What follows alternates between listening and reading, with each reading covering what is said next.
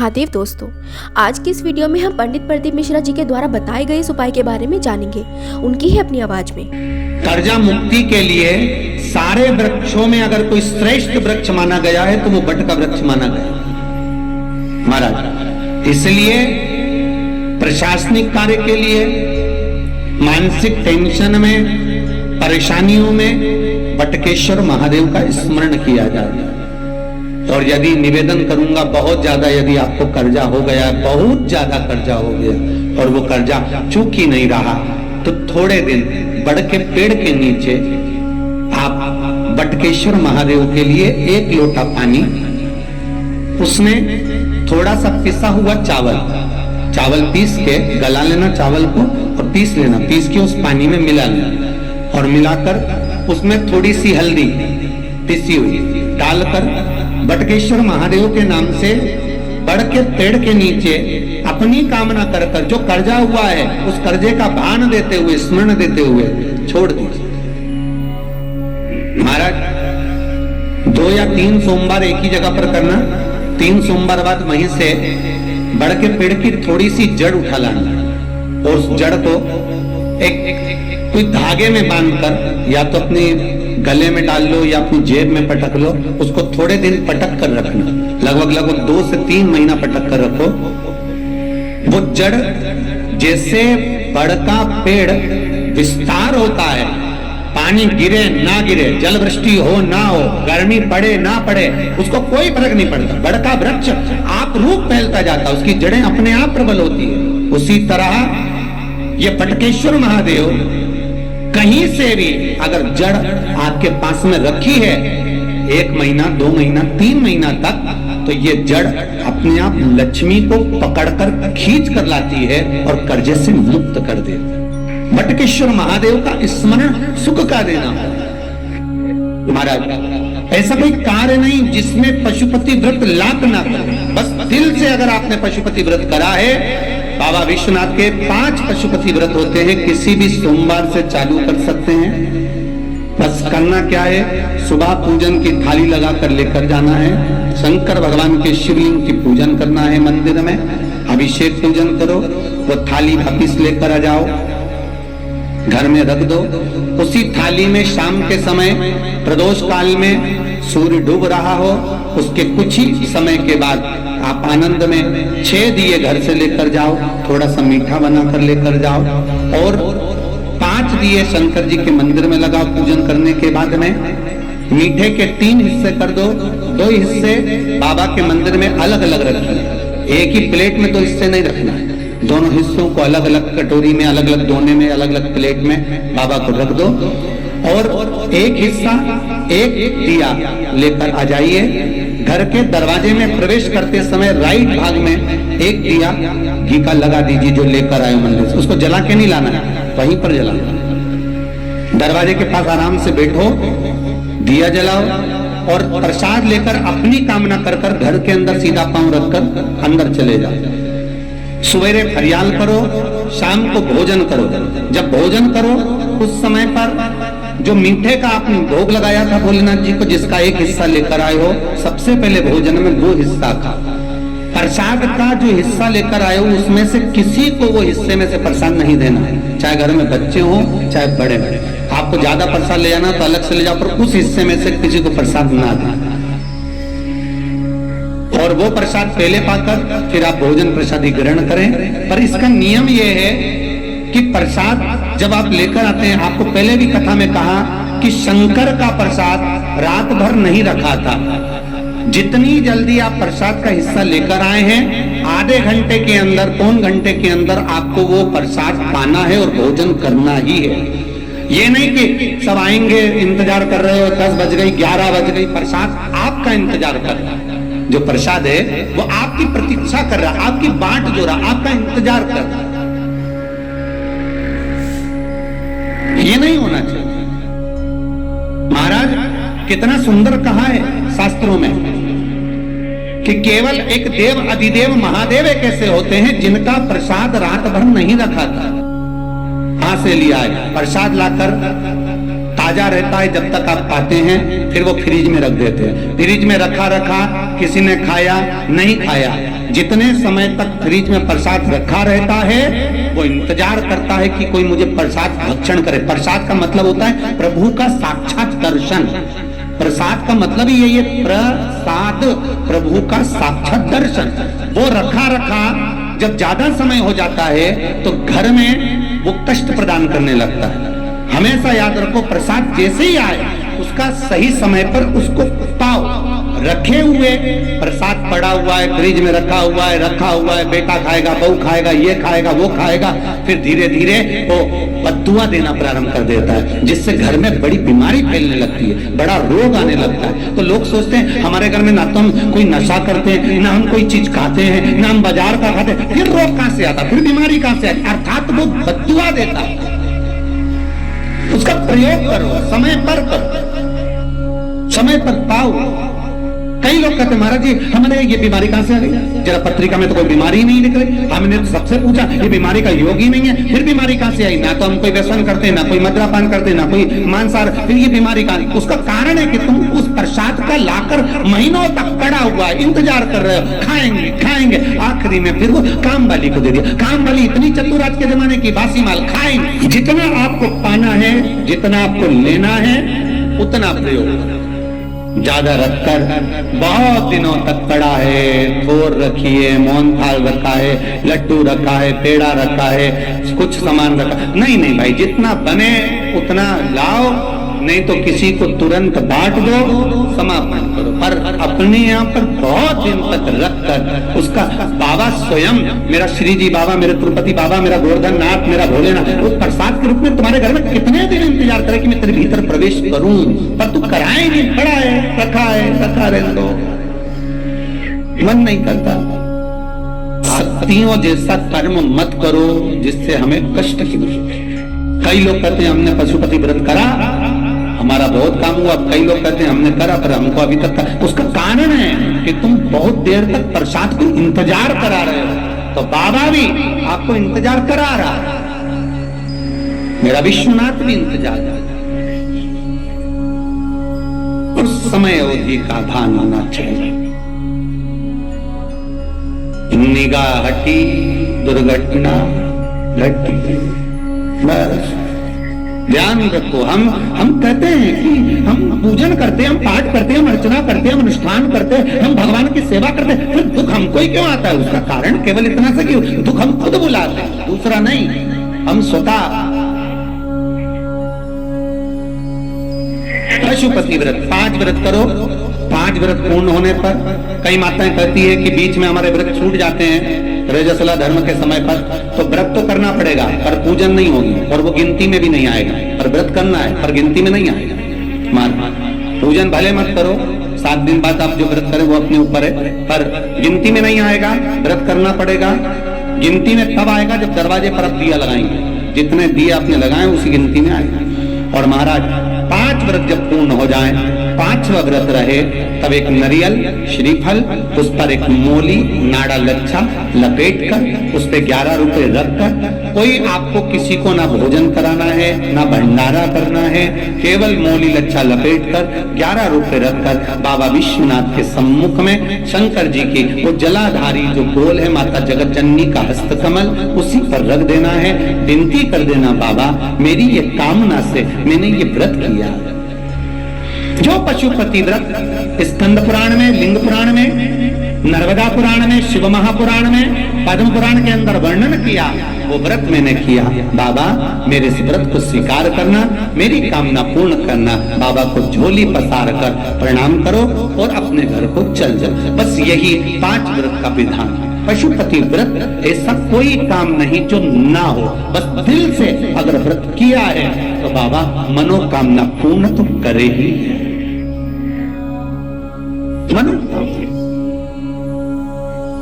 आप हमारे घर के, चाहे घर की धर्म पत्नी हो, चाहे भांजे हो, कोई प्रॉब्लम होती है मुझसे कह देते पशुपति व्रत कर लो। बस पशुपति व्रत में आपका भाव शुद्ध होना चाहिए। निर्मल चित्त निर्मल मन सो मोहि पावा, मोहि छल छिद्र कपट ना भावा। निर्मलता के भाव में भगवान मिल सकता।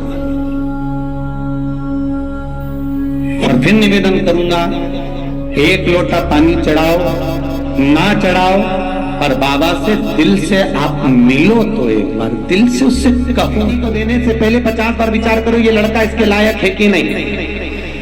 भाई दक्ष प्रजापति की कथा कह रही है।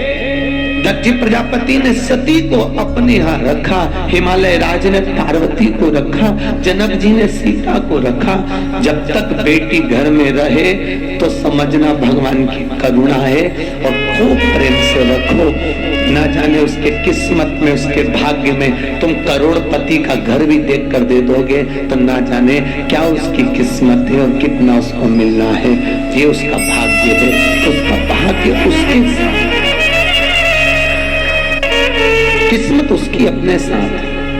आप बहुत अच्छा देख कर देते हो। कई लोग कहते हैं बेटी की विदाई में सबसे ज्यादा मार होती है, परशु महापुराण कहती है बेटी की विदाई में जितना बाप रोता है शायद उसके बराबर कोई नहीं रोता होगा, क्योंकि बेटा माँ को प्रिय होता है और बेटी, अरे बोलो तो, बाप को प्रिय, बाप को प्रिय है। तो कई बार बेटियां ऐसा शब्द बोल जाती, पापा मैं जा रही हूं, आपने मेरी शादी कर दी है, मैं दूसरे घर जा रही हूं, पापा पर आपकी बहुत याद आई। पापा सुनो, तुम्हारा स्वास्थ्य ठीक नहीं रहता, शुगर बढ़ी रहती है, कुछ ले लिया करो दवाई। और बेटी जब घर से विदा होती है ना, तो केवल बेटी अगर घर से जाती है तो अपने पापा का मुख देखती है बार बार। लोग कहते हैं गाड़ी में बैठने से पहले विदाई के समय पर बेटी घर को नहीं देख रही है, पिता को देख रही है, और फिर घर को घूम कर देखेगी। मम्मी से कहती, मम्मी मेरी विदाई हो रही है। और आजकल तो होटलों से विदाई हो जाती है, धर्मशाला भवनों से, गार्डन से विदाई हो जाती है।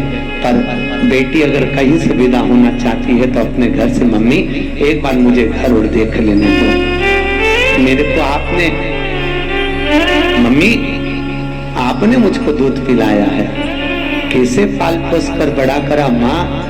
पर बेटी बड़ी होगी और दूसरे के घर ब्याह कर जाती होगी, उस माँ का कलेजा कितना रोता होगा जिसको पाल पोस कर बड़ा करा और दूसरी जगह भेज दिया।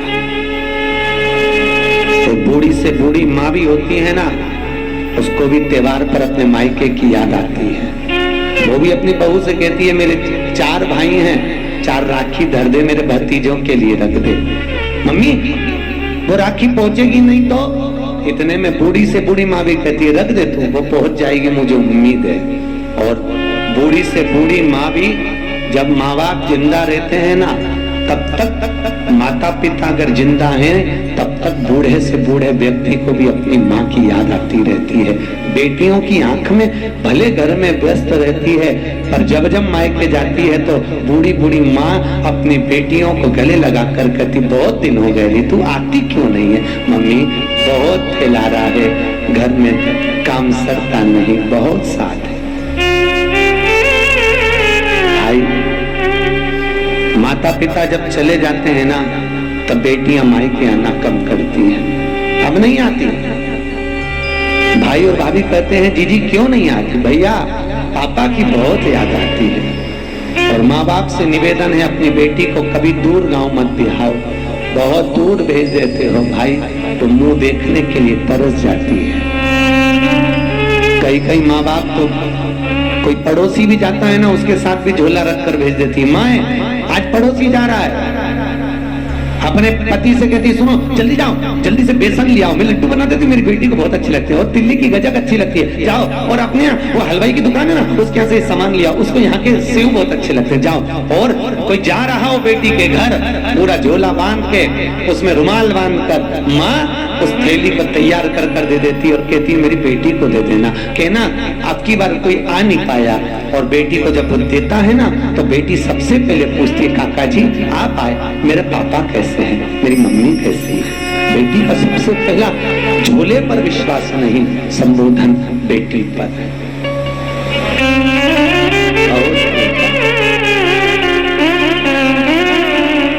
मेरी बहनें बैठी हैं, माताएं बैठी हैं, जीजियों, ईमानदारी की बात है, कैसे आप लोग अपना घर छोड़कर आते होगे, दरवाजे को जब देखते हो और कई बार अपने खिलौने के कमरे में भी जाते होगे। अभी भी शादी होने के बाद भी आपको अगर मायके की याद आती होगी ना, तो पापा के साथ बैठकर खाई हुई वो रोटी जरूर याद आती है। मम्मी गरम गरम उतार के देती जाती है और तुम्हारी थाली में लाकर देती है और तुम कहती हो मम्मी पेट भरा गया, एक और खा ले, एक और ले ले, मैंने तेरे लिए बनाई, थोड़ी सी मोटी कर दी है।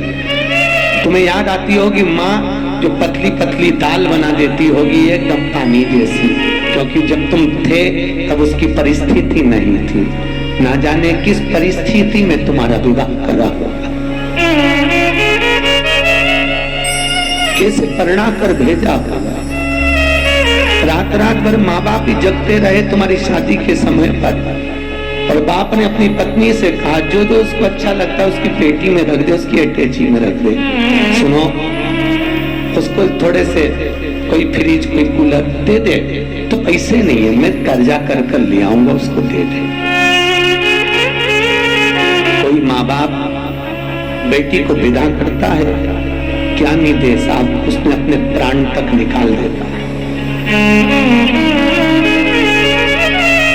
सब कुछ दे दिया। बेटियां पूंजी है साहब, धन है, बहुत बहुत पूंजियां है।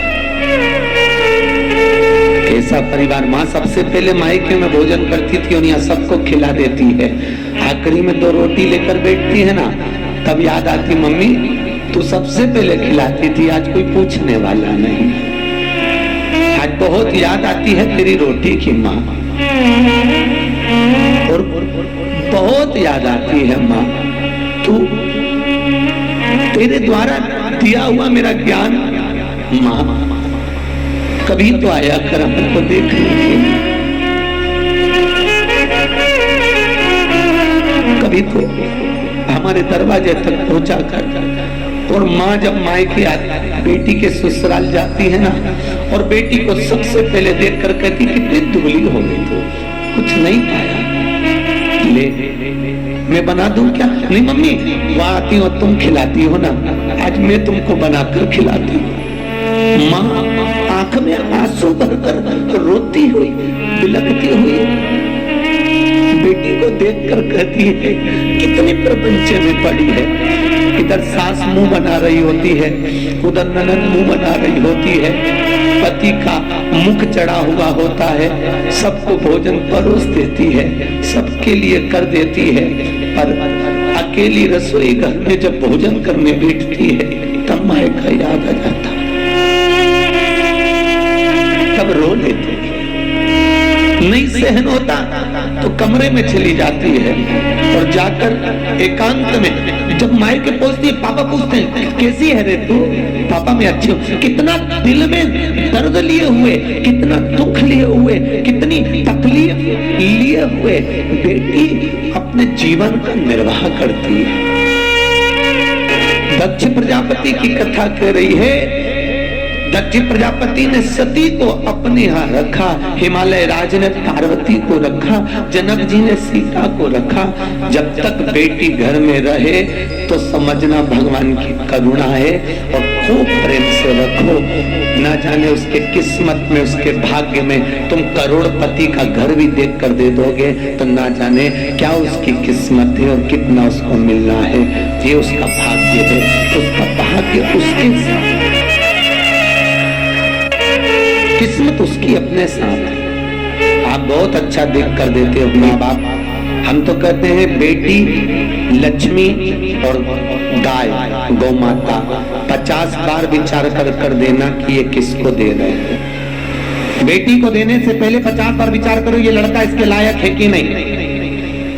गौ माता को, ब्राह्मण को जब दान करो तो कहते हैं लोग हम हमारे पिता के निमित्त से गाय का दान दे रहे हैं। गाय का दान तुम ब्राह्मण को दे रहे हो, ब्राह्मण को दिया, ब्राह्मण क्या खुद रहने की जगह नहीं, वो चांद में पिता के निमित्त से गाय का दान दे रहे हैं। गाय का दान तुम ब्राह्मण को दे रहे हो, ब्राह्मण को दिया, ब्राह्मण क्या खुद रहने की जगह नहीं, वो चांदी के खुर, सोने के सींग के चक्कर में, बाल्टी और डब्बे के चक्कर में गौ माता को ले गया। जब तक गाय ने दूध दिया तब तक बांध के रखी, फिर वो बेच दी, बेचते बेचते कसाई के हाथ में चली गई। गाय जब कटी तो जिसने दान दिया था उसको दोष लगा, लेने वाले को नहीं। इसलिए बेटी, गाय और लक्ष्मी, पैसा भी हमेशा सोच समझ कर दीजिए कि किसको दे रहे हो। कहीं किसी ऐसे भिखारी के कटोरे में पैसा मत डालो कि उस भिखारी ने लेकर वेश्यावृत्ति में लगा दिया, जुए में लगा दिया, मदिरा पान में लगा दिया, मांसाहार में लगा दिया। अगर लक्ष्मी किसी गलत जगह पर जाती है तो दान करने वाले को रोना पड़ता है। बेटी गलत जगह जाती है तो कन्या दान करने वाले को रोना पड़ता है। गाय गलत जगह जाती है तो दान करने वाले को रोना पड़ता है। इसलिए देने से पहले बेटी, गौ और लक्ष्मी 50 बार विचार करना कि किसको दे रहे हो, सही जगह जा रही कि नहीं जा रही। आपको अगर हमारी वीडियो अच्छी लगे तो हमारे चैनल को सब्सक्राइब करना ना भूलें।